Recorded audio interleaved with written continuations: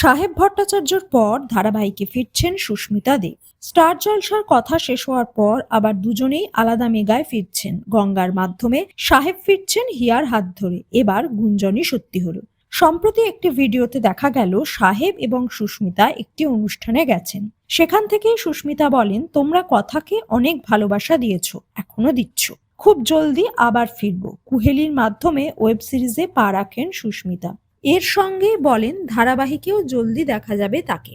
আদ্রিত রায় কি থাকবেন তার বিপরীতে, সেটা ক্রমশ প্রকাশ্য।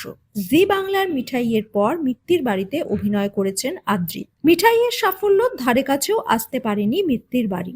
আদ্রিত এবং সুস্মিতার জুটি কি কথা এবং মিঠাইয়ের সাফল্যকে ছুঁতে পারবে নাকি ছাপিয়ে যাবে তা দেখার জন্য অপেক্ষা করতে হবে আরো কিছুদিন। একদিকে যেমন একের পর এক ধারাবাহিক আসছে, অন্যদিকে ধারাবাহিক শেষও হচ্ছে।